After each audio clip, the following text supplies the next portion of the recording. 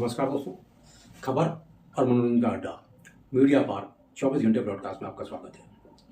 आज हम आपके पास एक ऐसे मुद्दे के साथ आए हैं जो नशाखोरी और सड़क दुर्घटनाओं से संबंधित है। तो दोस्तों, हम बात कर रहे थे दून में बढ़ते नशाखोरी और दुर्घटनाओं के बारे में। रोड एक्सीडेंट की हम बात करते हैं। सबसे पहले देहरादून में जो ज़बरदस्त रोड एक्सीडेंट हुआ था जिसमें 6 बच्चे मारे गए थे जनवरी माह में, उसके बाद से अब तक उसी मार्ग पर बल्लूपुर चौक से लेकर के और गढ़ीकेट के चौराहे तक लगभग 3 से 4 और दुर्घटनाएं हो चुकी हैं, जिसमें कारें बुरी तरीके से क्षतिग्रस्त हुई हैं, मोटरसाइकिल वाले को चोट लगी है, कई लोग गंभीर रूप से घायल भी हुए हैं। तो ऐसी घटनाएं आए दिन बढ़ती जा रही हैं।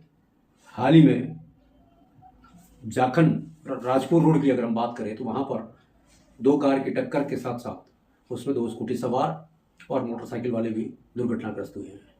ऐसे ही हम बात करते हैं बडासी ग्रांट पर हुए दुर्घटना की। खाली सड़क पर लोग आंख बंद करके गाड़ी दौड़ाते हैं और उसी का नतीजा बडासी ग्रांट में हुआ, जो आमने सामने की टक्कर में एक कार में आग लग गई और पूरा कार जल करके राख हो गया। तो दोस्तों, इसी कड़ी में हम आपको बताते हैं आगे, जो 3 फरवरी को एक दुर्घटना घटी 6 नंबर पुलिया के पास, जो वेंडर जोन है उसके आसपास, और वहाँ पर इसुजू डी-मैक्स गाड़ी ने एक स्कूटी चालक को, एक अधेड़ उम्र के व्यक्ति को जो अपने साइड में चल रहा था, उसको रॉन्ग साइड से गलत दिशा से आते हुए जोरदार टक्कर मारी, जिससे स्कूटी वहाँ पर पूरी तरीके से क्षतिग्रस्त हो गया और वह व्यक्ति गंभीर रूप से घायल हो गया। उसके पैरों की हड्डियाँ टूट गई, उसके कॉलर बोन टूट गए और उसे जो है एम्बुलेंस के द्वारा अस्पताल पहुंचाया गया, जहां से उसके जॉली ग्रांट ले जाया गया और जॉली ग्रांट में उसके 2 ऑपरेशन अब तक हो चुके हैं और तीसरा ऑपरेशन अभी फिर होना बाकी है। और कम से कम 6 महीने के लिए वह व्यक्ति अब बेरोजगार हो गया और बेड रेस्ट पर, टोटल बेड रेस्ट पर है। इस संदर्भ में आज तक उत्तराखंड पुलिस कोई सुराग लगा नहीं पाई है। काले रंग की डी-मैक्स जरूर दिख रही है, वहाँ से गाड़ी जाते हुए जरूर दिख रही है, गलत साइड से जाते हुए दिख रही है। जो सफ़ेद पट्टी के उधर खड़ी गाड़ी को टक्कर मार के निकली, लेकिन न गाड़ी का नंबर ट्रेस हो पाया है न कुछ हो पाया है। माननीय जिला अधिकारी महोदय देहरादून सवीन बंसल जी और माननीय वरिष्ठ पुलिस अधीक्षक महोदय अजय सिंह जी के अथक प्रयासों से पूरे शहर में सीसीटीवी कैमरे लगाए गए हैं और उस कैमरे के लगने के दावे अब इस घटना के बाद मिथक साबित हो रहे हैं। उत्तराखंड की पुलिस जिस तरीके से दावे करती है उसके ठीक उलट जो इस केस की जांच कर रहे हैं एसआई कुलदीप सिंह, ये घटना थाना कोतवाली नेहरू कॉलोनी के अंतर्गत आता है और वहाँ के एसआई इसके जांच कर रहे हैं। ये आईओ हैं इस केस के, और उनसे जब पीड़ित जा रहे हैं तो वो पीड़ितों को बार बार थाने बुलाते हैं। छोटी सी जानकारी के लिए भी उनको थाने में बुलाया जाता है और जिस तरीके का सहयोग मित्र पुलिस का होना चाहिए था उस तरीके का सहयोग नहीं हो पा रहा है और ना ही इस घटना को अंजाम देने वाले उस गाड़ी का अभी तक कोई सुराग लग पाया है।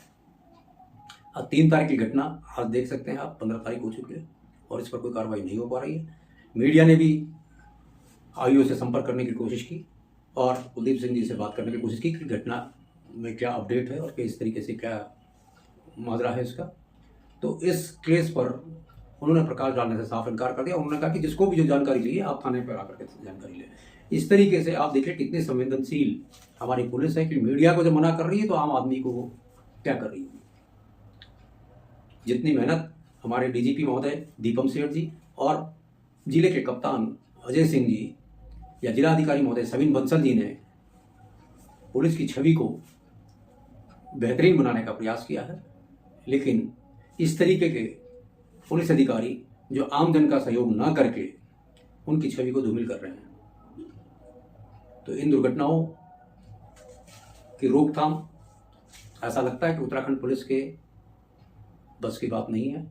और इसके लिए खाली पुलिस जिम्मेदार नहीं है, इसके लिए वो माँ बाप भी जिम्मेदार हैं जो अपने बच्चों को मोबाइल और गाड़ी गिफ्ट में दे करके अपने लिए ही मुसीबत खड़ी कर रहे हैं और साथ में जो सड़क पे चल रहे हैं आम जन के लिए भी मुसीबत खड़ी कर रहे हैं, क्योंकि वो गाड़ी या तो नशे में चला रहे हैं लोग और या फिर कान में मोबाइल लगाकर एक साइड गर्दन झुका करके गाड़ी चला रहे हैं। तो इसका अंजाम क्या होगा आप खुद ही अंदाजा लगा सकते हैं। वो खुद तो दुर्घटना का शिकार होंगे ही, लेकिन जो बाकी लोग सड़क पे चल रहे हैं उनको भी वो हानि पहुंचा सकते हैं। तो इसके लिए खाली पुलिस प्रशासन जिम्मेदार नहीं है, इसके लिए खाली सरकार जिम्मेदार नहीं है, इसके लिए वो माँ बाप, वो अभिभावक, वो सभी जिम्मेदार हैं। उनको इसकी जिम्मेदारी लेनी पड़ेगी। और इस तरह की घटना खासकर आजकल की युवा पीढ़ियों को, जिनको आजकल माँ बाप ने इलेक्ट्रिक गाड़ी लेकर के दे दिया है जिसमें तेल लगता नहीं है, तो वो क्या करते हैं, गाड़ी लेकर के निकल जाते हैं, दोस्तों के साथ नशा करते हैं और बेतरतीब तरीके से मनमानी ढंग से गाड़ी चलाते हैं, और जिसका कारण होता है इस तरीके की दुर्घटनाएं। और इन दुर्घटनाओं के बाद सारी जिंदगी भर खाली उनको ही नहीं उनके माँ बाप को भी पछताना पड़ता है। तो इस पर सावधानी बरतने की बहुत आवश्यकता है और इसके रोकथाम के लिए आवश्यक कदम उठाए जाने चाहिए। आरटीओ से ड्राइविंग की उम्र ही नहीं, ड्राइविंग कितने क्षमता की गाड़ी चला सकता है ये भी निर्धारित किया जाना चाहिए कि जो बच्चा स्कूली छात्र हैं उनके लिए ड्राइविंग लिमिट निर्धारित होनी चाहिए और उसका निरीक्षण भी होना चाहिए, उसकी जांच होनी चाहिए कि उसके लिए कुछ ऐसी व्यवस्था होनी चाहिए कि स्पीड कंट्रोल नोट हो और उनके खिलाफ कार्रवाई ना हो, उनके माँ बाप के खिलाफ कार्रवाई हो। क्योंकि बच्चों के खिलाफ कार्रवाई होती तो वो पैसा ले दे करके या माँ बाप पैसा ले दे करके अपने केस को रफा दफा कर लेते हैं। इसीलिए पूरे प्रकरण में जो मुकदमा है माँ बाप पे, पेरेंट्स पे होना चाहिए।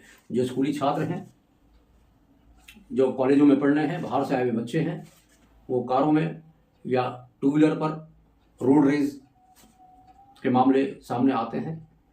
कई बाइकर गैंग सड़कों पे घूमते हैं और जो अपने साथ साथ दूसरों को भी नुकसान पहुंचाते हैं। इस पर बहुत ध्यान देने की आवश्यकता है। इसके अलावा अब हम बात करते हैं नशाखोरी की। तो जब से यहाँ पर स्कूल कॉलेज बने हैं, बाहर के बच्चे आकर के यहाँ पर पढ़ाई करने लगे हैं। ऐसा लगता है कि देहरादून सन 2000 में उत्तराखंड की राजधानी नहीं बना था। ये आज जो वाकई में देहरादून को हम राजधानी कह सकते हैं, नशे की राजधानी, दुर्घटनाओं की राजधानी।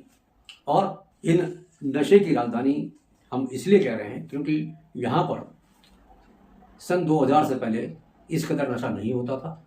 इस नशे के कारोबार में आप आए दिन रोज खबर देख सकते हैं, रोज आप अखबार पढ़ सकते हैं, टीवी चैनल में देख सकते हैं, सैकड़ों शराबी सड़क किनारे शराब पीते हुए पकड़े जाते हैं। उनका चालान होता है, पुलिस उनको गाड़ी में बिठा करके थाने तक लेके आती है और फिर चालान उछल के भरने के बाद उनको छोड़ दिया जाता है।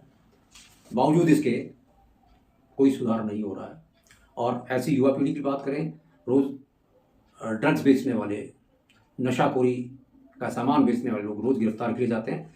सवाल ये नहीं है कि नशाखोरी का सामान बिक रहा है, सवाल ये बिक रहा है कि नशाखोरी का सामान आ कहां से रहा है। जब तक पुलिस प्रशासन और सरकार का कोई नुमाइंदा इसमें इन्वॉल्व ना हो, बॉर्डर से अंदर शराब आ कैसे रहा है, बॉर्डर से अंदर अफीम हो, चरस हो, गांजा हो या कोई भी गोलियां जो आती हैं, मैंड्रिक्स की गोलियां आती हैं या और कई सारी नशे की गोलियां आती हैं, ये सब कैसे प्रदेश के अंदर पहुंच रहा है, कैसे देहरादून के अंदर पहुंच रहा है, ये बड़ा गंभीर विषय है। सरकार चाहे तो इन सबको रोक सकती है वहीं पर, लेकिन सरकार ने क्या किया, इनको रोकने की बजाय नेशनल हाईवे, जब एक सुप्रीम कोर्ट का रूलिंग था कि इसमें नेशनल हाईवे पर मेन रोड से 200 मीटर अंदर तक जो है शराब की दुकान नहीं खुलेगी। प्रदेश सरकार ने अपनी स्मार्टनेस के साथ नेशनल हाईवे को स्टेट रोड या स्टेट हाईवे में तब्दील कर दिया और हर गली में अंग्रेजी शराब की दुकान, देसी तो पहले से ही थी लेकिन अंग्रेजी शराब की दुकानें भी अब ग्रॉसरी शॉप की तरह खुलने लगी और जहां से युवा शराब के सामान को, इस नशे के सामान को खरीद के लेके जाते हैं। और खाली यही नहीं, और भी कई तरीके के नशे जो है बिक रहे हैं, जो पान के दुकान पर, चाय की दुकान पर इस तरीके का नशा का काम हो रहा है। पुलिस मॉनिटरिंग करती है, पुलिस पकड़ती है, लेकिन जो छोटे छोटे पेडलर्स पकड़े जाते हैं, लेकिन जो बड़े जो सफ़ेद पोश हैं इसमें संलिप्त, उनका नाम अभी तक यहाँ पर उजागर नहीं हो पाया। लेकिन नशे के गिरफ्त में आए बच्चे कई लोगों की जान जोखिम में डाल चुके हैं, कई लोग नशे में कई अपराध कर चुके हैं।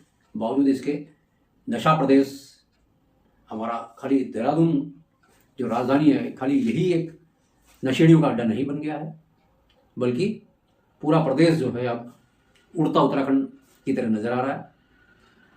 और नशे के बाद अभी कल ही की घटना हम अगर बात करें, रानी पोखरी में एक हुक्का बार में मारपीट और बवाल का जो वीडियो इस टाइम सोशल मीडिया में प्रसारित हो रहा है वो देखने को मिला। ऐसे ही हरिद्वार जिले के अंदर एक नशे में धुत एक बेटे ने अपनी मां को घर के बाहर निकाल करके कनखल में और ज्वालापुर में ये घटना हुई है और मारना पीटना, अपने मां को, सगी मां को मार रहा है। तो ये नशे का काम आप देख सकते हैं कि किस कदर नशा जो है लोगों को गर्त में लेके जा रहा है। इस पर सरकार को ध्यान देना चाहिए। ऐसे ही कुछ और मुद्दों के साथ हम फिर हाजिर होंगे आपके साथ में।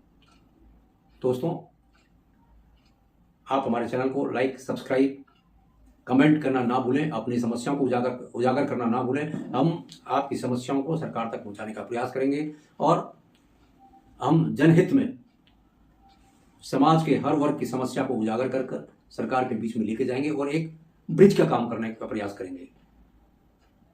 तो आज के लिए इतना ही, हमें दीजिए इजाजत। नमस्कार, जय हिंद।